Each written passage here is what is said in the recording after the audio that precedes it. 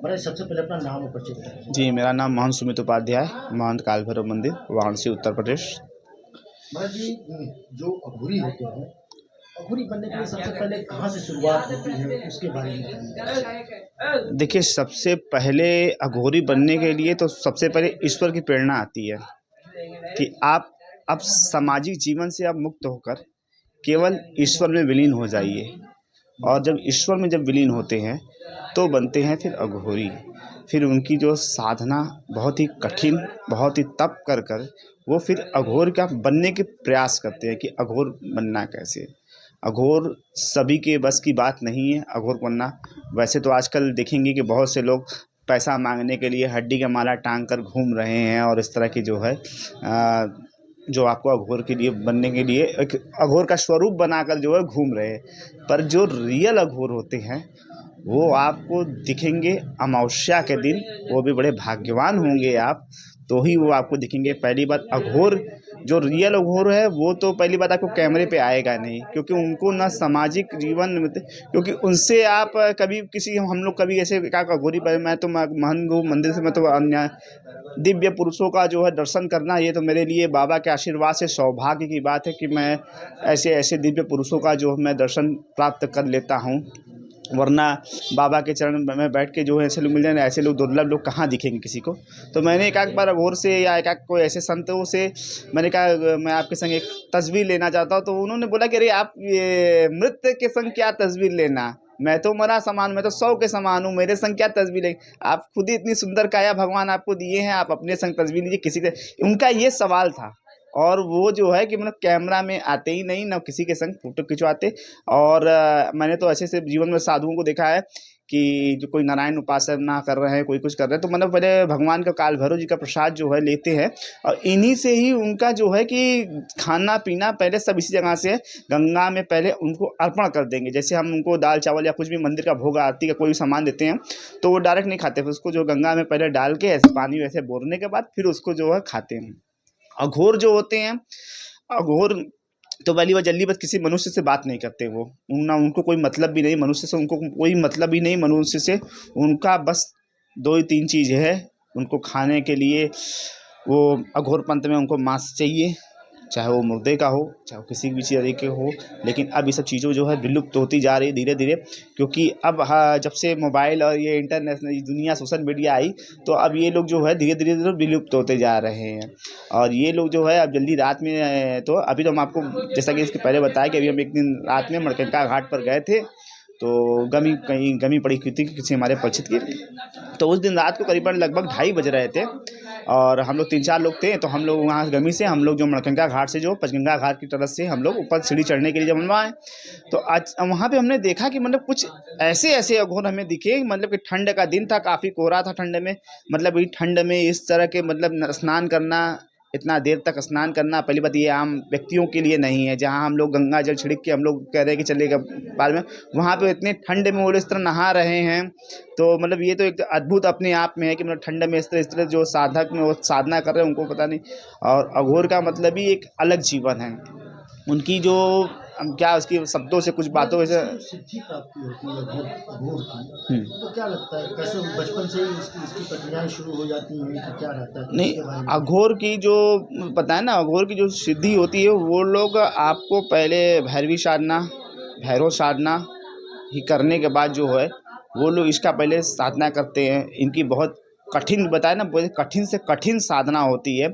ये लोग लोटे के पानी रख के पूरी जो है प्रेतों को वश में करना, क्योंकि आपको ये प्रेत परेशान करते हैं तो जैसे कि तो ये लोग पूरे प्रेतों पे तो खुद ही ये लोग हावी होते हैं। ये लोग पूरे प्रेत के तो खुद ही मालिक बन जाते हैं। और पूरे प्रेतों के स्वामी हमारे काल भैरव, तो इसलिए यहाँ पे काल भैरव में तो उनको आने आना है, क्योंकि गुरु तो हमारे सब प्रेतों के यही हैं। तो इसलिए पहले वो सारे प्रेतों को जो है अपने में करते हैं कि भाई उनको फिर उनका कोई प्रेत कुछ उनका बिगाड़ नहीं सकता है। तो इसलिए इनकी जो तपस्या होती है पहले भैरवी साधना, भैरव तंत्र साधना, भैरव 108 नाम, ये भैरव काल भैरव अष्टक, इस तरह की जो है साधना होती है। ये सब साधना करने के बाद, और ये तो हमने आपके जो बताया ये हमारे मतलब पूर्वजों द्वारा जो एक बातें जो सुनी हुई आ रही थी, इस पे हमने जो बताया। और साधना के लिए बहुत कठिन, जब ये महाकुंभ लगता है तो उसमें ये लोगों की जो प्रयास होती है, नाथ संप्रदाय से ही लोग जो है, फिर नाथ संप्रदाय के बाद नागा, नागा के बाद जब लगता है कि जो एकदम अंतिम स्टेज जब लगता है, तब वो लगता है कि अब जो है, अब जीवन में कुछ इससे भी बड़ा। तो इसी की श्रेणियाँ होती है, जैसे कि हम लोगों की पढ़ाइयों की श्रेणियाँ होती है, अलग अलग पढ़ाइयाँ। तो इसी तरह जब महाकुंभ या कुंभ लगता है, तो इसमें जो है चुनी जाती है कि कौन महामंडलेश्वर बनेगा, कौन नाच से जो है उस योग्य हो चुका है कि जो अब नागा बनेगा।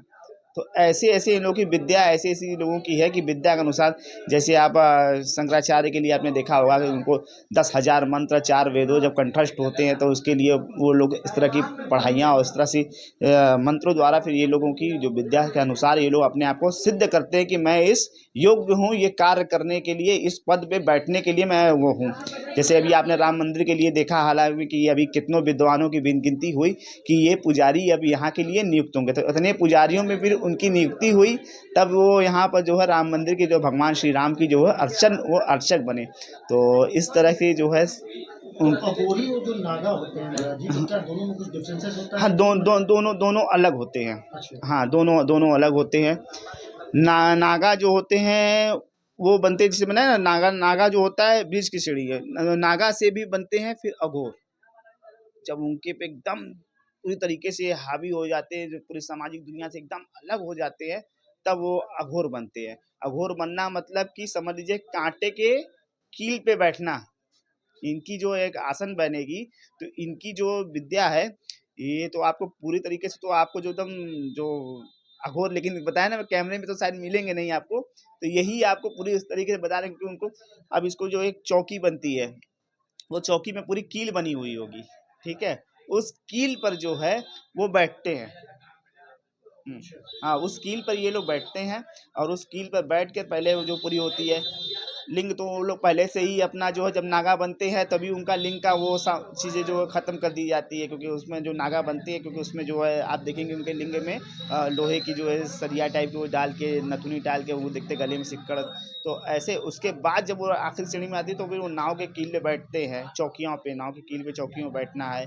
फिर उसमें योग साधना है, फिर हर तरीके का उनका योग, एक कोई एक हाथ से जो है उस कील पर ऊपर टंगना है, इसमें बहुत ही कठिन है। अब जितना हमने देखा है, जो मुझे जानकारी है मैं बता देता हूँ।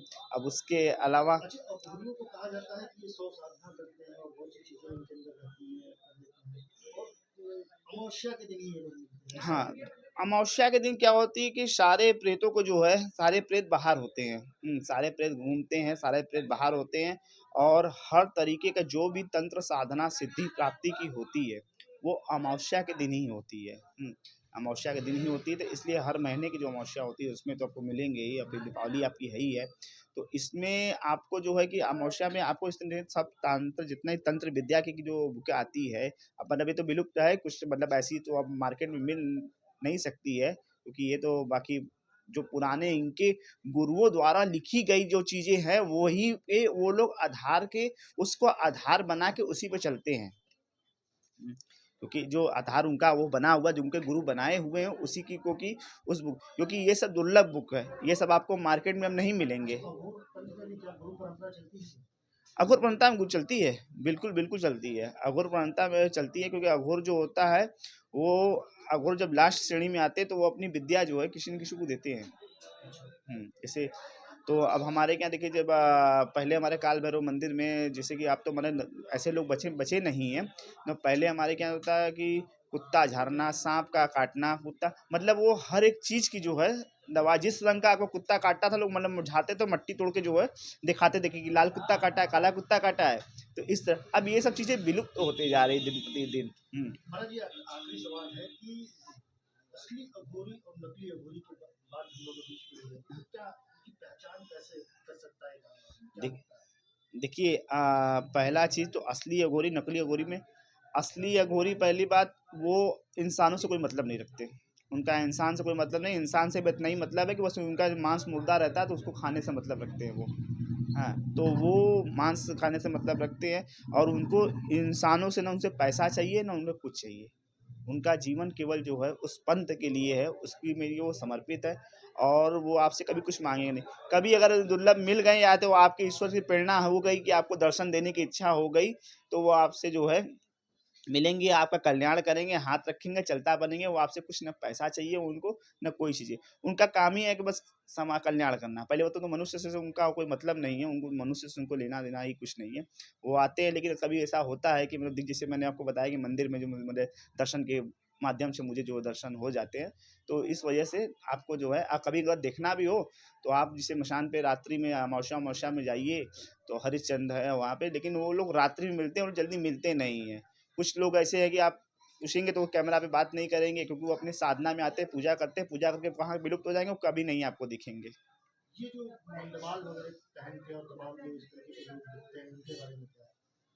ये वही जीवन उपार्जन कर रहे हैं, दर्शनार्थियों को जीवन उपार्जन कर रहे हैं। कोई नींबू पानी निकाल दे रहा है, कोई कुछ निकाल दे रहा है। तो बस ये लोग जो है कि ये नहीं लोग बताते हैं कि अघोरी आज भी हैं। बस यही हम कहेंगे कि अघोरी का स्वरूप बन के, जैसे कि आप देखेंगे बहुत जगह देखेंगे राधा कृष्ण महादेव जी का स्वरूप बना के लोग घूमते थे। मतलब ऐसा है कि मतलब ये लोग बताते हैं कि ये लोग, तो इसी तरह अघोरी भी है कि ऐसे मुंडमाला हड्डियां और सर्फ वगैरह पहन के घूम रहे हैं। यही लोग बताते हैं कि अभी भी ये लोग हैं। अब यही कह सकते हैं, इससे ज़्यादा हम इनके बारे में नहीं जान सकते।